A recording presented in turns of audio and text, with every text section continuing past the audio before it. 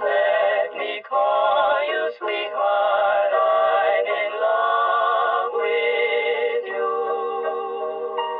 What does the nanny do? Okay, so we're done. Goodbye. You.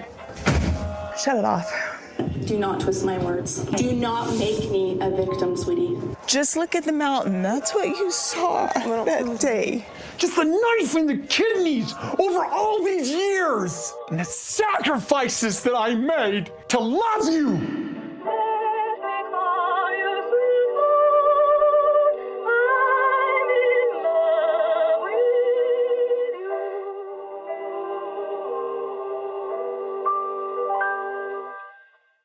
Last week on my Sister Wives podcast. But just kidding, we're not going to do that because we're not that kind of podcast. I'm not going to take the time to actually do that. Because no. That's not going to happen. Okay. Play ethereal fairy music. Janelle, Kody, and Logan are going to visit UNLV. Yes. University Las Vegas. University of Nevada, Las Vegas. Oh. I was just thinking University UN. Yeah. Las Vegas. Right. Yeah, your way makes more sense. We'll go with that. University of Nevada, Las Vegas. They are going for their visit, and Janelle says that the prejudice in Utah against pigs is so bad that she doesn't really want Logan to go there. Right. Because Which they'd be is shocking. outsiders. She's worried about his soul and the fact that they haven't instilled religion on him enough. Right. And yet she just thinks that they're too against pigs there. And her and Kody kind of get in a little bit of a discussion here about how he says, well, at least he'd be with the Mormon religion there. And then she's like, well, they're against the pigs. So a little more back and forth about the religious aspect here and the fight for Logan's soul. And those angels, those screaming and crying and singing angels. yeah, Tug of war over Logan's soul. they get to the campus and they're walking around, and Logan says that he's very surprised by the beautiful campus. The beautiful campus there. He thought that it was going to be dusty, raggedy, tumbleweeds drafting across the campus. He thought it was going to be just like most of Las Vegas. Yeah. Kind of gritty. Yep. Gritty, gross, that over the loudspeakers there'd be music going, wom, wom, wom. Interspliced with advertisements for escorts. Hey, big boy, do you want to come get some satisfaction tonight? Come and find a hooker downtown. Yes. We meet the lovely Kylie. Kylie's going to do the tour. And by golly, is Kylie pretty. She's so purty. pretty. She's so pretty. Oh, According to Janelle. No one else says this, but Janelle does. yeah. And she makes the comment more than one time. And I had to say out loud, because she says that she's a junior. And I'm like, yeah, because this 21-year-old girl wants to hook up with your 17-year-old, maybe newly 18-year-old freshman son. Because she hints at oh, he probably was loving the tour because she was so pretty. It helps that she was pretty. Fuck off. Fuck off, Janelle. Let's not trivialize the fact that she is probably very educated. She says, if I were trying to sell my school to people, I would put a pretty face forward, but also she does say she would put the most educated, well-spoken people out, and so Kylie fits the bill, but she has to hearken it back to the fact that she's beautiful, so Logan's paying attention to her. It's oh my gosh, quit with the objectification and that your son and the pretty girl and the... Yeah. That must have had an impact on Logan because she's gross. so pretty. Okay. Whatever. She's giving your son a tour like she has given thousands of kids tours this Yeah. spring, whatever. And she doesn't know how big the tits were on the girl at UCC or NL Poo Poo or whatever that other school was that they went to visit up She in has Utah. no fucking idea. How dare her? That girl was hot to try. Oh my gosh. Whatever her name was. I love these characters. I'm like, I never know their names. I'm like, what was her name again, honey? I And did you're like, write her Kylie. name down, and I thought so. They, in the very beginning of the episode, they show clips of him at both campuses, and they show a clip of, Janelle saying, "Oh, and she was really pretty," and I'm sure that helps.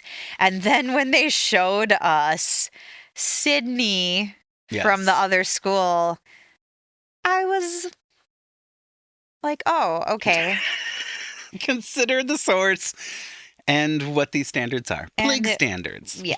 So She was pretty for a polygamist. Yeah. So then when they showed us Kylie, I was like, oh, okay. Yeah. I'm not saying the other girl wasn't pretty. No, Sydney was just gorgeous. She's I was beautiful. just surprised. Drop dead Gorgeous, darling. Just gorgeous. Yeah, no loose stools on that one. Nope. Not even a sausage curl. Not a sausage curl to be found on that head. Nope. I have a note here that the cameraman is bouncing along. Oh, geez. The tour is happening and the cameraman is in front of them. And we got like boingity, boingity, boingity, boingity, boingity. He's like, no Boingity, stabilizers boingity. in this equipment because we cannot afford it on this production. Like, okay. Like, why couldn't you at least have one of those ones that well, I'm sure he does have the one that attaches to the hips and is like in front of you.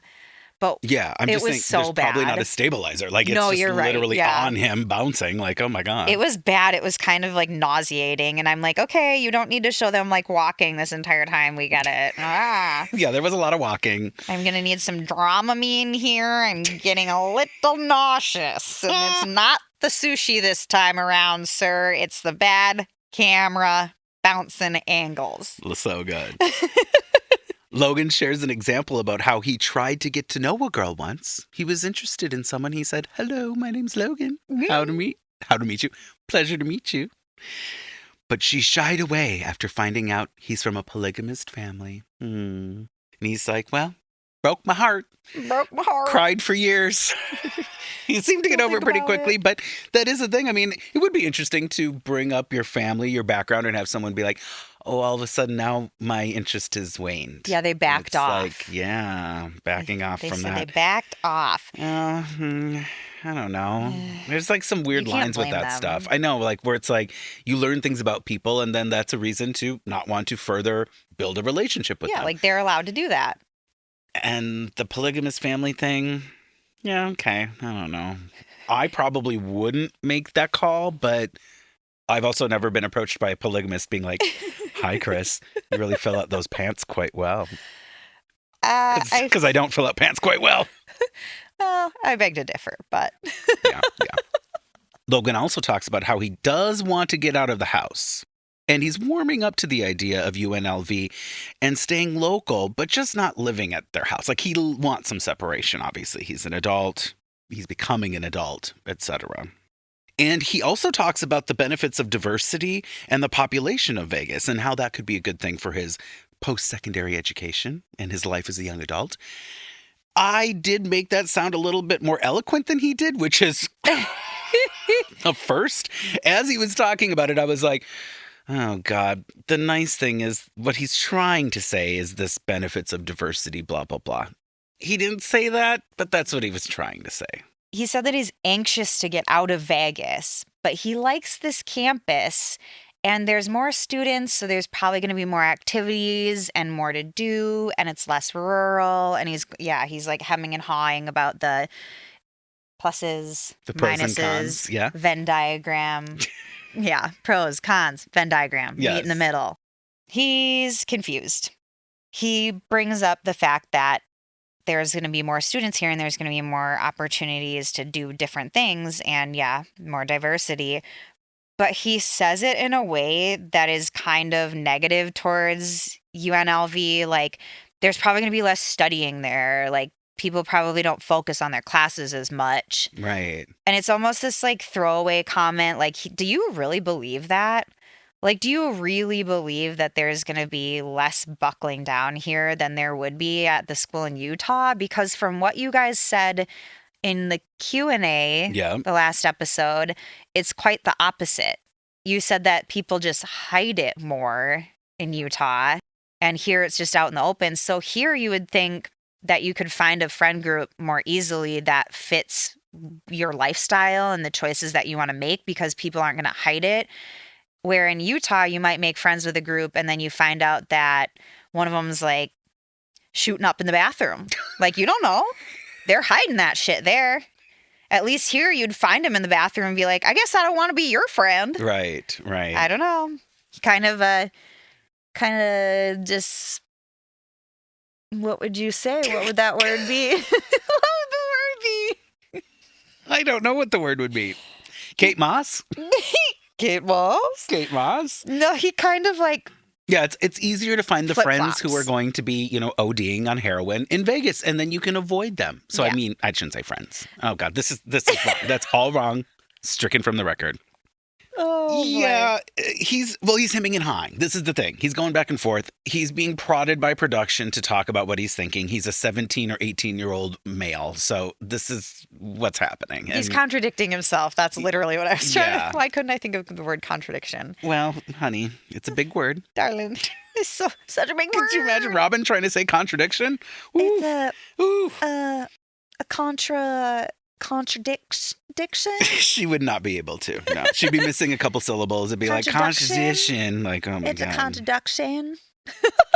Not right. He says that he's confused, and then Kody says that in the car on the way home, he flat out asked him where he should go. Yes. Well, Janelle and Kody are on the couch Yep. talking about this, and Logan did ask them what he should do. And they both tell him that it's his decision. Kody says, I'll put what I think is necessary pressure, but ultimately it's his decision. And I'm like, oh my God, the necessary pressure. It's totally the dad vibes of the like, well, we want you to do what we want you to do, but I'm not going to tell you. I'm just going to talk up the things I want you to do and enforce that a little bit, but not really. It's your decision. He says just like every other parent, which, I don't know. Most parents I don't want their kids to do what they want them to do. So, He uses the word push again here. He's a pusher. he's a pusher. He says that he will push his children towards his beliefs, but in the end, they need to choose. So he's going to push them and he's going to strongly suggest that they do these things, but whoa, in the end, you get to decide for yourself. Yes, I'm a pusher. I'm a pusher. I'm Kody the pusher. I'm gonna push you. Oh. And now we cut to the parents meeting Mona at the potential future properties. Mona, real estate agent to the polygamous in Las Vegas. That was a great song. So they're going to give Ernest money for the properties after their big vote. Where Meri reluctantly agreed, after Christine reluctantly agreed, they're going to move forward with this plan. Can they afford it? No. Has Janelle pointed out they can't afford it? Yes. But Kody says you can't afford it unless you delude yourself into thinking you can. So that's what we're going to do. Manifestation. Manifesting. He's manifesting his future. He would literally never use that word here yet. No. It's God's divine plan for us to move into these homes. He would say he spoke to God and God told him, do it. You can't afford it. It's a bad decision. Do it. They tell us again that putting down this earnest money means that the homes will be held for 30 days and it starts the clock. 30 days, clock is ticking. Yep. Tick tock, tick tock, tick tock. Now they need to get financing within 30 days. So I wonder if that's going to be at the beginning of next season. Humana. No way to tell. It's discussed that they will be writing checks that very day for their properties. And so the wives discuss which properties they should have because they literally need to decide who's going to have what lot. And it's kind of funny. I don't know how much they've talked about it before getting there. You would assume they have. You would feel like they would have had to have discussed this. Yeah, so it's a little hard for me to gauge how much they knew because it is almost like they're discussing certain things like, well, now that we're here, we can finally talk about it, which is interesting.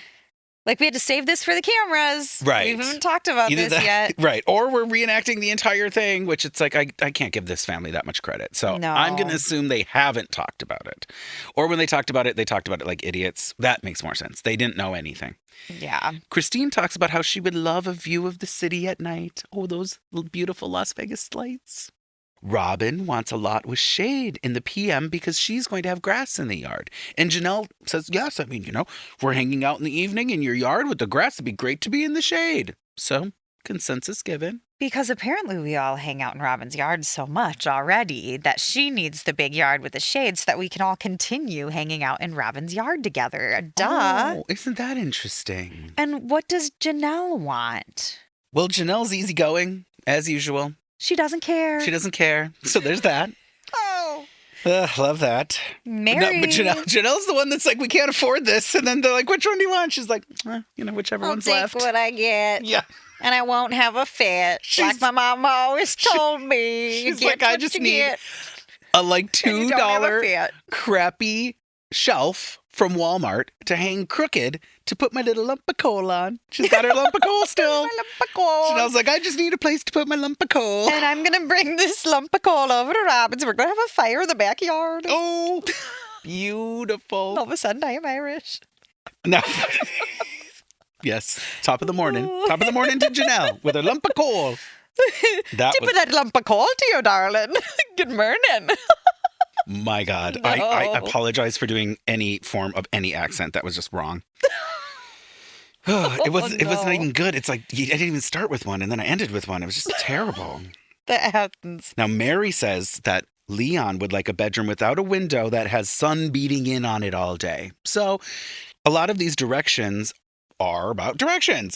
Are about, where's the sun going to set? What am I looking at? The front of the house versus the back of the house. And at least they can figure this out while on the cul-de-sac. They do come to a consensus that Christine is going to have lot 9. This matters nothing to the people listening at home because you can't see anything.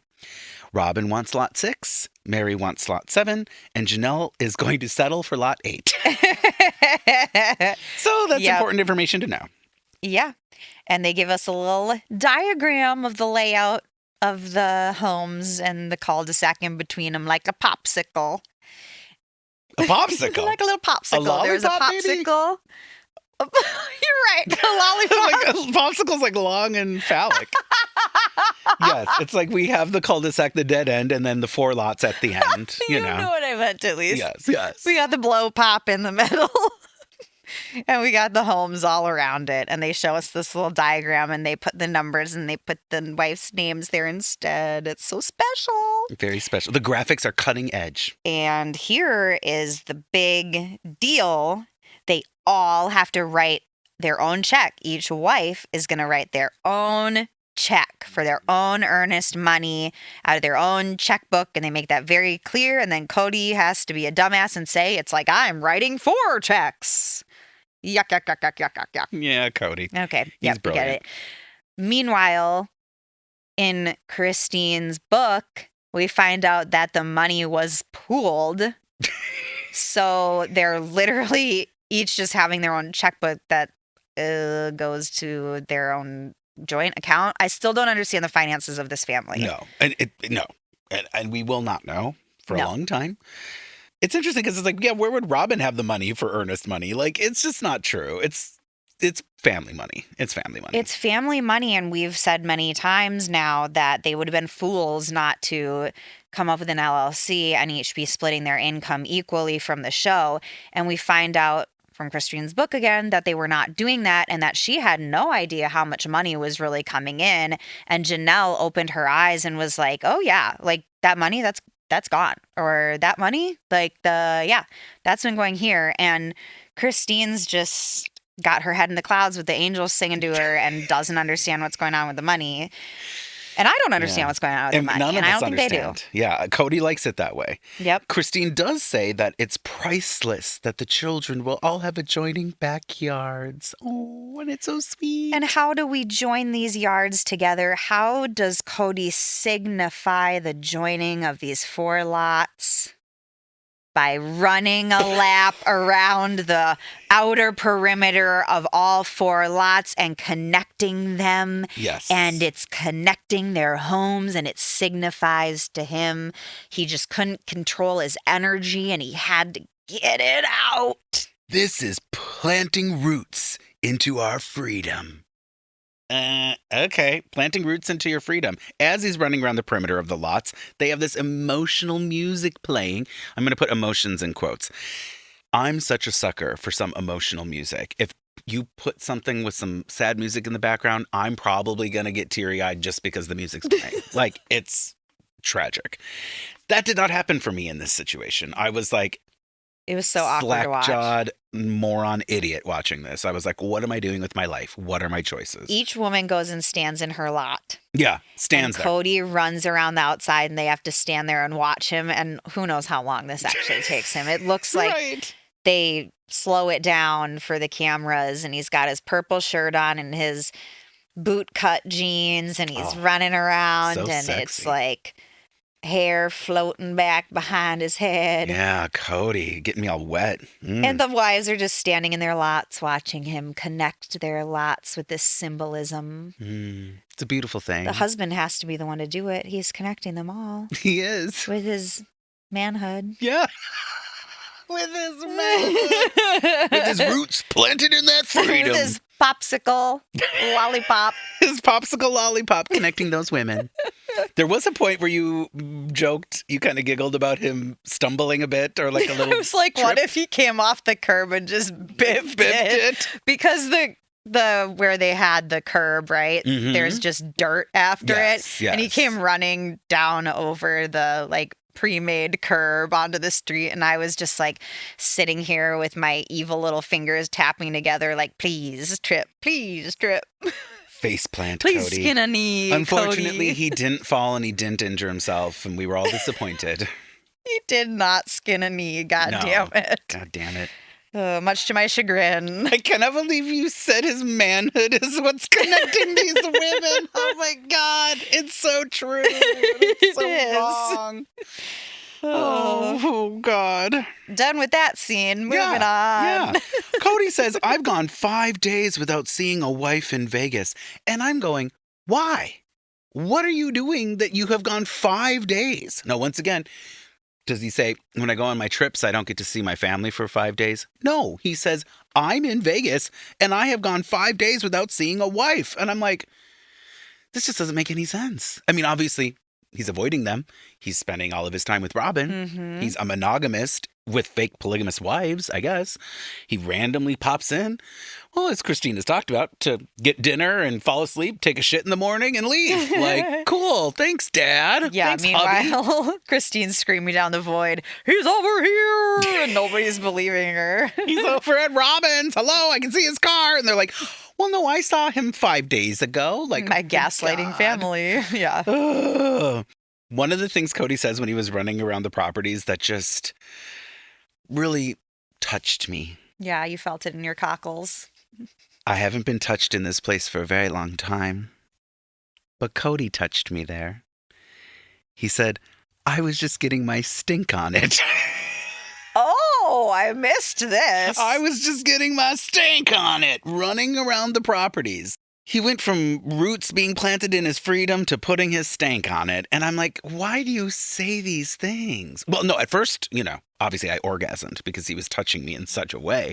But then after that, I had that post-nut clarity. And I was like, this is disgusting. What is happening? It's like when you're looking at porn, you're like, I got to shut this off.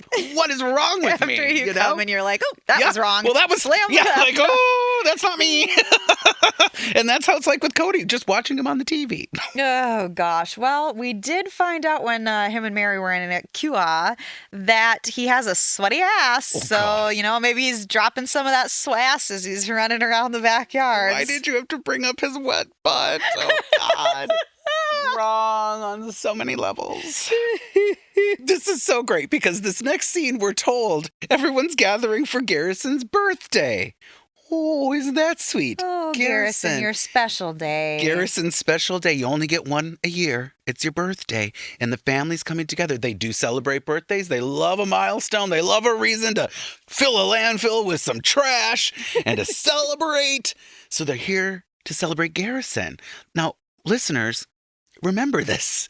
We're here to celebrate Garrison's birthday. But are we? But are we? Because Logan is probably going to announce the school that he's chosen. Right? The parents are expecting an update from little Logan. Well, now he's big Logan. On Garrison's birthday. We're all gathering for Garrison's birthday. Now, one thing that I thought was a little cute, I have to admit, see, this is it. I do have a heart and a soul inside of this beautiful body. That was so Blanche Devereaux.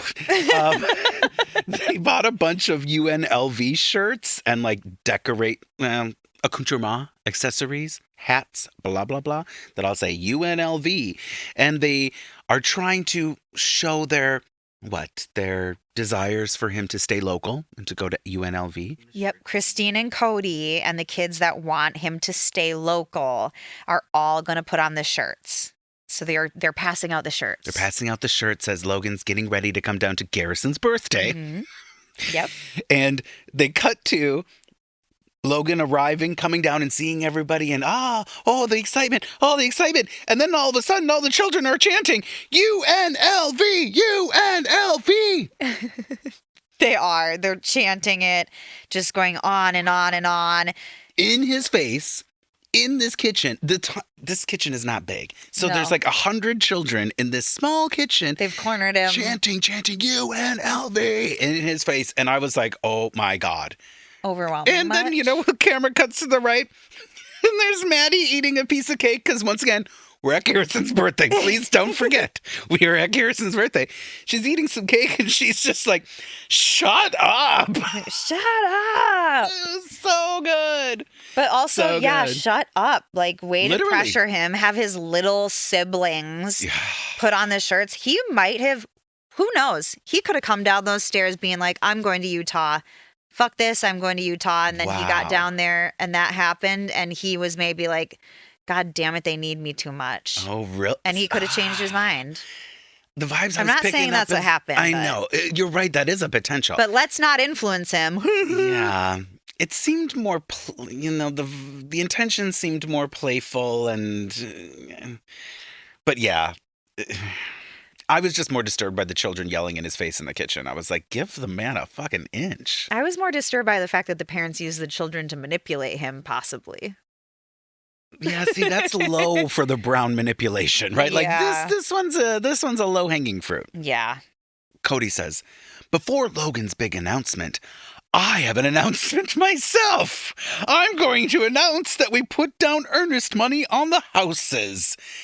Once again, everyone, just friendly reminder, it's Garrison's birthday party. Okay. And yep, we're going to announce this again to the children. And we're Yes. going to one up not one son, but two sons Yes. announcements. Right. Well, Or yeah. special moments, Special moments, yes. Ugh. So Kody stands up and announces that they put down earnest money on the homes, on the properties, on their future dwellings. And he's wearing a UNLV shirt. And this is when I noticed it said Rebels. And I went, aw, because my puppy, my little dog, his name was Rebel. And I'm like, oh, Rebels, that's so cute. And I said, Kimber, oh, UNLV Rebels. And you said... The logo or the mascot looks like a nutsack with a giant hat on. It literally looked like a ball sack with a hat on. Yeah, some balls wearing a hat. It took a while for me to figure out that it was a scrunched up old man's face with a butt chin and a giant mustache with a hat on. And it literally looked like a nutsack with a hat on. We're going to have to find a photo of this mascot because it's hard to even describe. Like how an old man in a hat could look like a ball sack. It looked like a ball sack with a hat. Yeah, it did look like a ball sack with a hat. It was funny. And I was like, oh, way to crush my touching moment about my previous dog. Oh, but What's really funny about him wearing this ball sack hat wearing t-shirt is that he is dead serious announcing something that he expects the children to be happy about, and he gets crickets. Crickets. The kids are not excited, and Kody says, I shouldn't have to sell a gift to them. There's a cutaway to Hunter, and Hunter says, well, I want the real possible likelihood. Like, I want to actually know what the chances are that this is going to happen. Because that's where Meri tells the camera, they're just looking for what will really happen. Like, there's like this awareness that comes out of this exchange. So Kody makes the announcement. He's met with like, Okay. all right. Yeah. There's this moment with Hunter where he says he wants the real possible likelihood. And Meri tells the camera, they're just looking for what will really happen. Maddie points out that they always say that things are going to happen and then they don't. Yeah. Maddie's like, you always say stuff that doesn't happen. And they show Kody on the couch talking about how he doesn't feel like he should have to sell some good news to his kids. And he's all offended. And Meri stands up for them. We have had some expectations that have gotten lowered because of things that have happened in the past. You know, things come up. It's a large family. We've made promises we haven't been able to keep.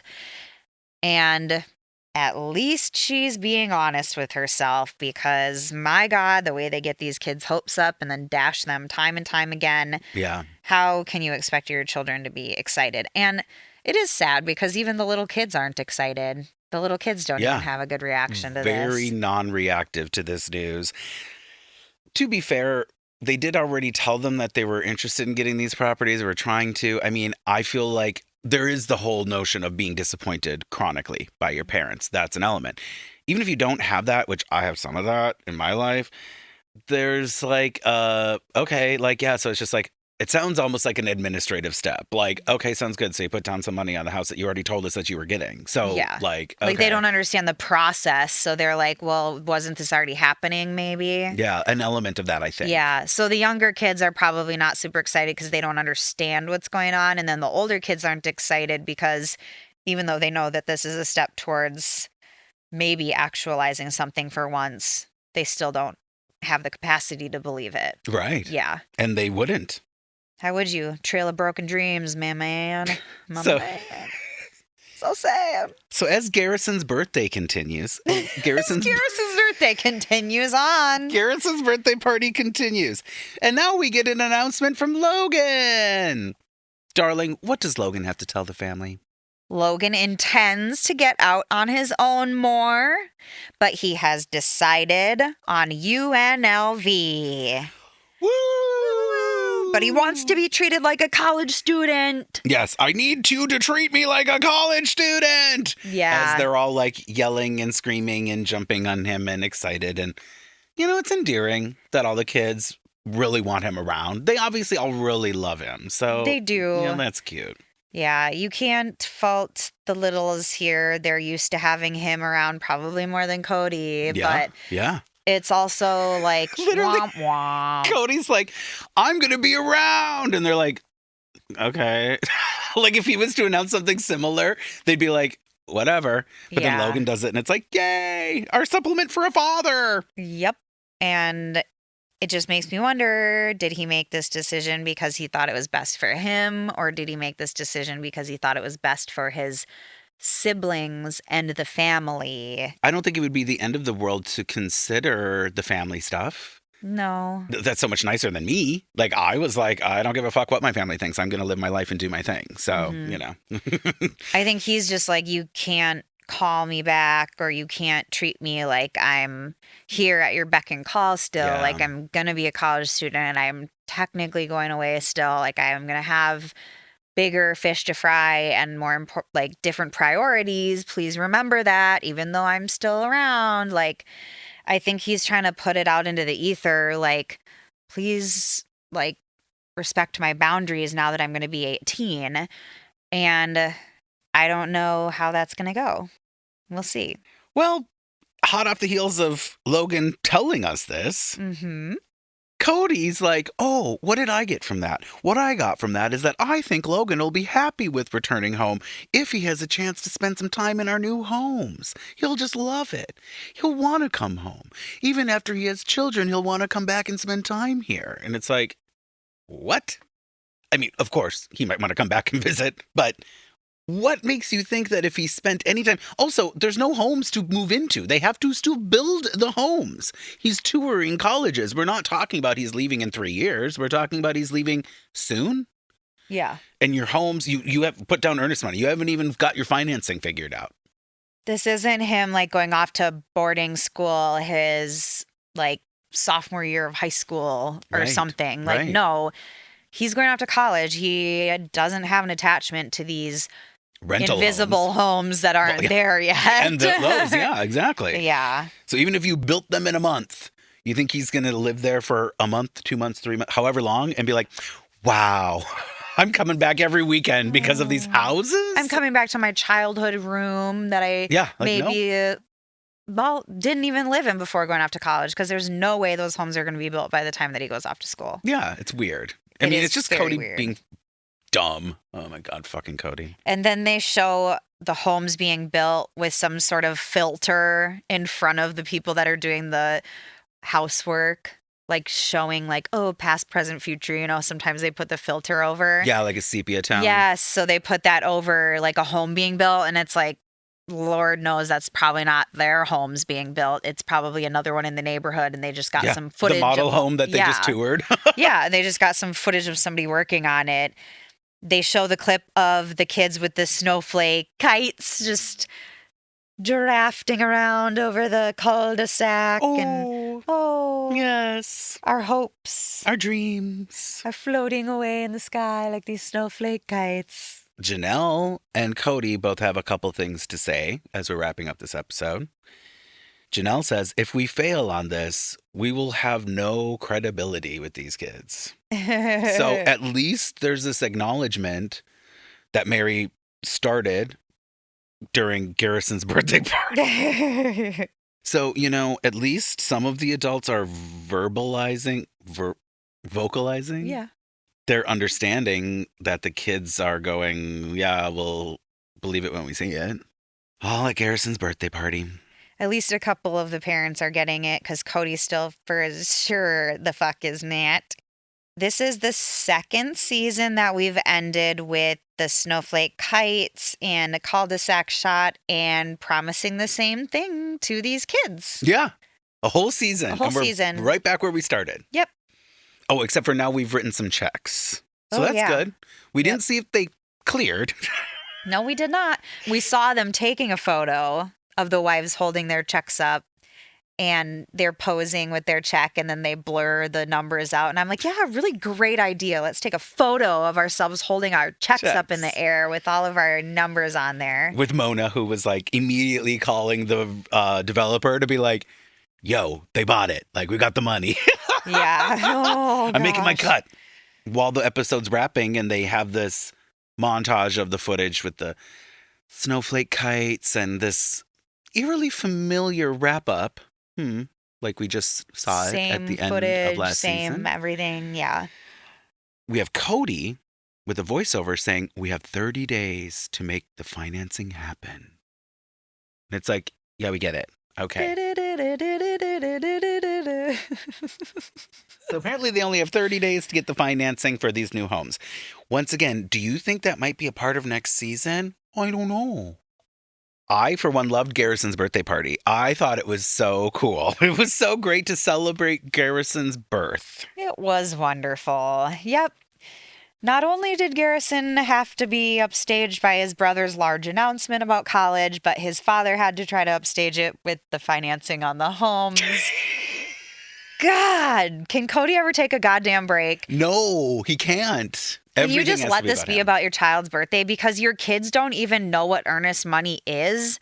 So do they really need to know that you put earnest money down? Like, shut the fuck up. And then to be disappointed in your kid's reaction, shut the fuck up. Right. You don't get to tell your kids how to feel, just like you don't get to tell your wives how to feel, you dumb motherfucker.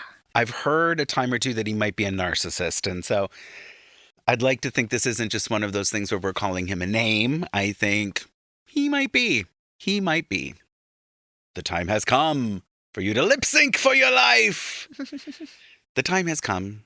I'm going to pass the baton to you and ask you, who gets your mustard seed this episode? We're going to start with the mustard seeds. Mhm. I'm going to give my mustard seed to Logan. Excellent choice. And I'm going to give him my mustard seed because he did a very good job throughout the episode saying how he was feeling without saying how he was feeling to offend his family. Mhm. He tiptoed around. Through the tulips. Tiptoed through the tulips. And he tried to stand up for himself without being rude about it. And he made it known in his private interview moments, his concerns, without throwing his family under the bus, Mhm. even though we can all read between the lines. So my mustard seed goes to Logan for being so diplomatic with his answers in the interviews and all that jazz throughout this episode. Yes. What about yourself? Oh, I know this one's going to be tough because I didn't really like people in this episode. But, like in general, like, I didn't really like people in this episode. I think I'm going to give my mustard seed, though, to Janelle because Janelle is our frugal queen with finite resources. And it is good to have someone in the group that's always reminding people, like, yo, we probably can't afford this. Or if we want to do this, this means we're going to have to sacrifice in ways that you might not be prepared to. So just be aware.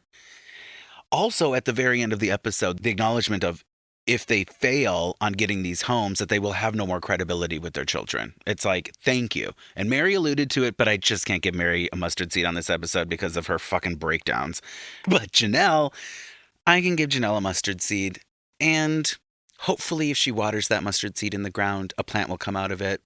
If it doesn't, I won't be heartbroken. It could be a dried up, crusty, nasty old mustard seed, and I'd be fine with that. Because I'm glad Janelle's finally waking up to this, or is aware. Knowing Janelle, she would save that mustard seed and save it to season something slightly later on in her life. Right. Now, who gets your shit stain, honey? Who left a bad smell in your panties? Oh, God. Kody Brown left a That brown makes sense. smudge in my panties. Yes! Cody's utter lack of respect for the fact that it was Garrison's birthday and his lack of respect for his wives and the manipulation and the twisting of the words of Christine. Yeah. So blatant and so disgusting. And I could just go on and on about everything that he did in this episode, and everything that he did was manipulative, and the facade is cracking and his mask is coming off. We saw a lot of his true colors, and if you could have seen his facial reactions in this episode, you would be like, what the hell? Yeah. There's a huge change that I noticed in this episode and in the Q&A. The tension could be cut with a knife. Yeah. The way he speaks to his wives is not okay. No. For sure. I mean, it's not okay the way he speaks to anybody, really. Yeah, Kody Brown. What a shit stain. What a shit stain. What a shit stain, Kody Brown. My shit stain is going to his lovely wife, Robyn. Robyn Brown gets a shit stain. With the whole trying to elicit some sort of response, an emotional response out of Meri by bringing up that she only has one child and what your life would have been like with more children was super icky. Definitely the intentions were not what the delivery was. She's manipulative and horrible. And the accompanying crying makes me hate it even more because it's just like, girl, you are maybe even at the point where you have fooled yourself into thinking that your own manipulations are just fine. Like, she's mentally fucked.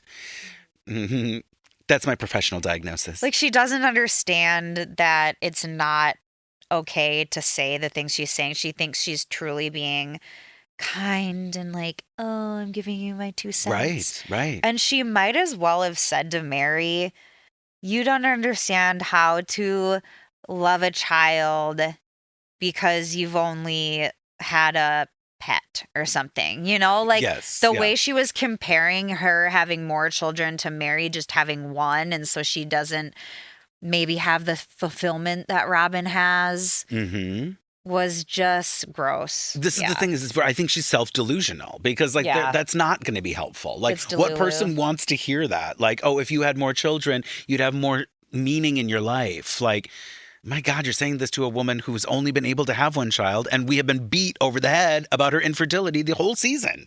Enough. If anything, she's more grateful because she had to, Could you be. know, try so hard, and so Could she be. knows, and yeah. Whereas someone potentially that can get knocked up every time that they, you know, do the deed. Very Who well, knows? very well could be. Our keep sweet moment for this season finale episode is a Spotify comment coming to us from Lisa and Jam. And Lisa and Jam says, "Great episode. Been binging your podcast since I found you. Love the dynamic between Chris and Kimber. Thanks for making my day, guys." Heart emoji. Oh, I said it like it's the circle. Heart emoji. Heart emoji. Well, you know what, Lisa and Jam, you make our day. Oh, you're the jam on my toast. I want to spread you all around.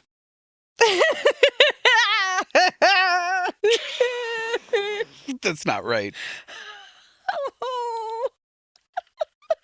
Spread you all around. I was just thinking toe jam, and you went to jam, and I was Toe like, jam? Oh, spread honey. that jam between the toes. Not toe jam. Oh, no. That's a wrap on season 4.